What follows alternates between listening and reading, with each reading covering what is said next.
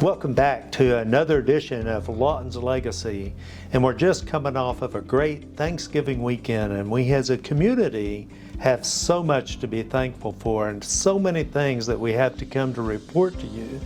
And so many times we leave some stuff out because there are so many things happening in Lawton Fort Sill. We're a community that has a passion for progress, and one of the things I'm thankful for is that the citizens once again voted to extend the CIP Propel. Now we call it Propel 2040, and it's had different names through the years, but it all points to the fact that our citizenry has a passion for progress. Now let's go over some of the things that are going on. The first thing I want to brag on, Josh Smith. And Josh is an employee of the City of Lawton, works at the water treatment plant, I believe. Isn't that right, John? That's right, yep. And Josh made this I Love Lawton Fort Sill, and you know the council just adopted this as the official emblem of the City of Lawton. And so we're very proud of Josh, and we're going to recognize him tonight at the council meeting for his work in doing that and just the love for Lawton Fort Sill. Now, John, our city manager here, of course, is John. I forgot to introduce him, but John Ratliff, and John's going to talk to us a little bit about the landfill expansion. Now, landfills are different than they were when I was a kid. We piled stuff on the ground and we started it on fire. Well, that stuff's not allowed anymore, and we have this expensive proposition called landfills. They're very expensive to operate. We're very fortunate that we have a good one, and council members and citizens that voted to expand that landfill. That vote was actually back in 2015. John, talk to us about what you're doing out there at the landfill. Well, Mayor, I'd just first like to say you're absolutely right. This isn't your father's landfill. There are very strict environmental regulations that we are required to follow every time that trash is taken out. We're required to put what's called a layer of cover over the top of that trash, and that the depth of that cover or dirt depends upon the amount of trash that is being placed there. But it's very different, and it requires a lot of environmental stewardship to make sure that we remain in compliance. So recently we completed landfill cells 6 and 7, and what that does is it adds 19.2 acres to our landfill, and that will extend the life of our landfill up to 10 years. And so that's significant because we use the landfill all the time. That's where our waste and our solid waste goes, and it's important for that facility to remain and to be able to accept trash for as long as we can continue to get service life out of that facility.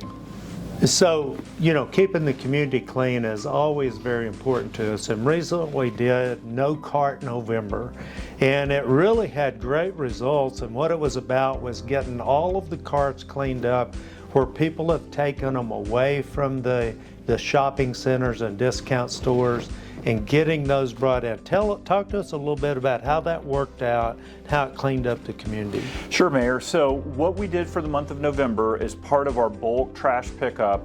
We gave citizens and business owners an opportunity to place shopping carts that had been left on their property out during their bulk waste pickup day. And what we ended up collecting was 136 shopping carts off the streets during the month of November, and we got that taken care of. And so those 136, I would be remiss if I did not mention our solid waste department, because not all of those carts were set out. They actually, they would see them driving through alleys, or they would respond to citizen complaints, and they picked those up. So a lot of that was done through their initiative and their hard work. So we certainly want to recognize our solid waste division and the good job that they did in getting those carts off the street. All right, we appreciate it, and always continuing efforts to keep our city clean. As a matter of fact, next week we have a council meeting on December the 10th, and we're going to have a report about litter control. Litter control is very important to us, and we've been ramping that up over the years, so I'm looking forward to that report. And then our last council meeting, it seems like we gave a True North Award for a special employee that had been doing some stream cleanup. Can you talk to us about that? I sure can, Mayor. So last City Council meeting, we recognized Cam Nguyen, one of our stormwater employees, and Cam led a group of volunteers that collected trash along New Moo Creek. And so he was recognized for his actions at the creek, or the portion of the creek near the Olive Garden. But this past weekend, him and his volunteer group collected trash on New Moo Creek near Golden Corral. And they collected another 46 bags of trash, which came out to about 750 pounds worth of garbage. So that's just one initiative out there that's ongoing, but certainly we appreciate Cam and his volunteer organization that's doing this on their own free time.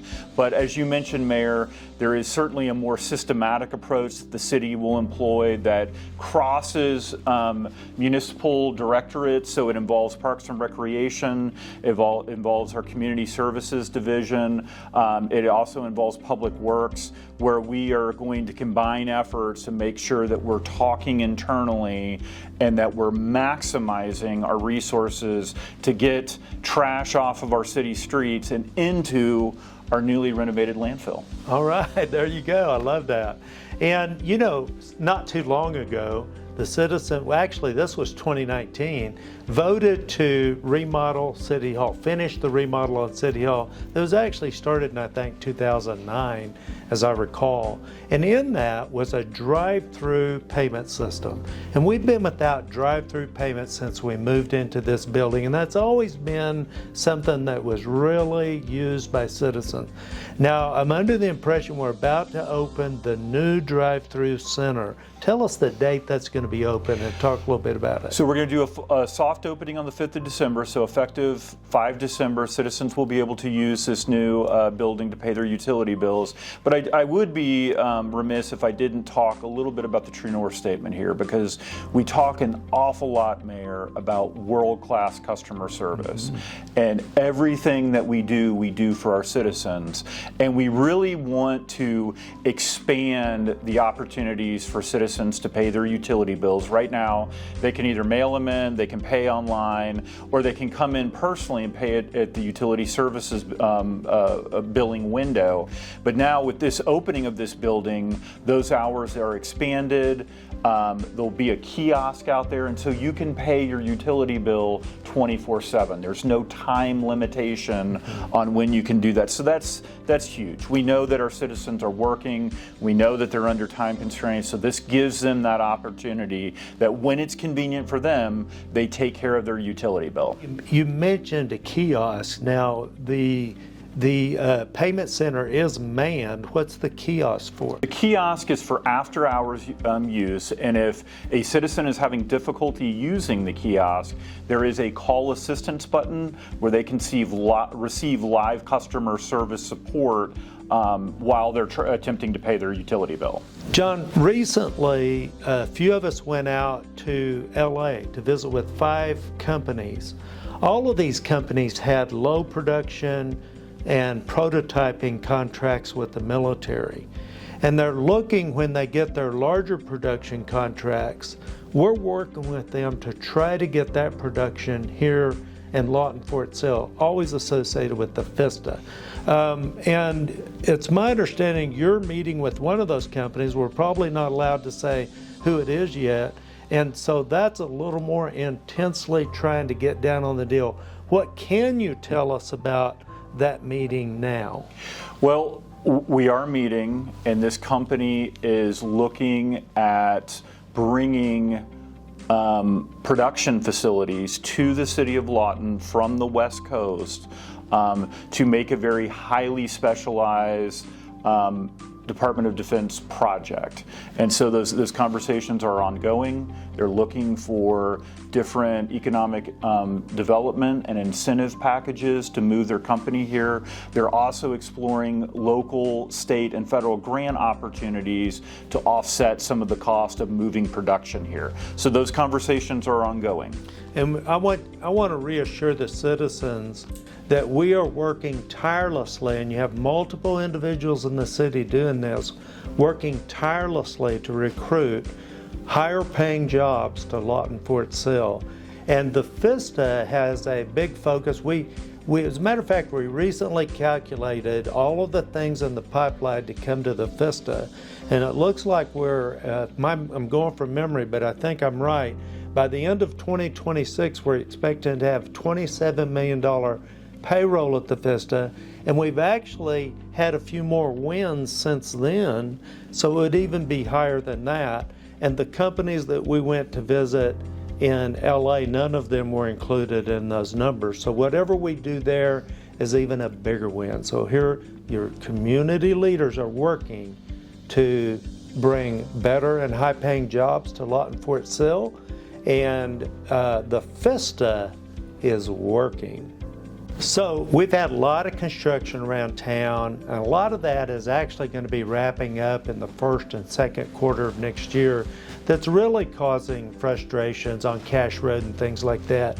But it's been so important to address our failing infrastructure and get it up to date that'll last another 50 to 70 years for our citizens.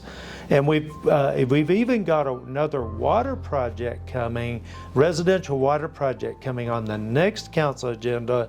We continue to award those contracts to address our failing water infrastructure and get that renewed. I'm so excited about that program.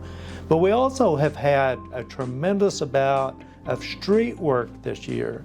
And probably the one that gets the most talked about, but it's not all of what we're doing. There are many other road projects that are outside what we call the 40 wins for the citizens. And that's getting pretty close to wrapping up. We have a few left to go. But talk to us a little bit about that and how that's going and that kind of stuff. Well, Mayor, we do have ad valorem street projects that we're doing as well. In addition to the 40 wins, we have our regular road maintenance, and certainly we respond to citizen complaints, and when we identify potholes in the road or our city streets, we're continuing to fix those. So that's all on top of the 40 wins.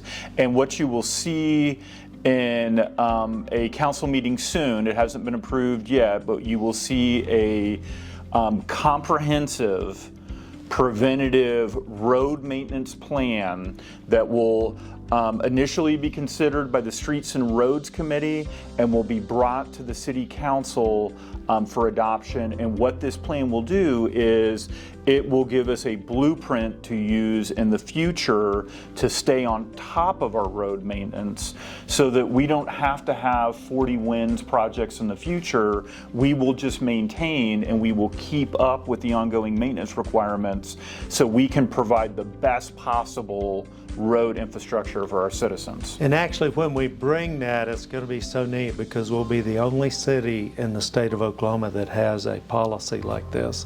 And so it's really going to be great. I'm really excited, John, about all the things I see the staff doing. We're giving a very brief synopsis of what's going on. There is so much work going on in the City of Lawton.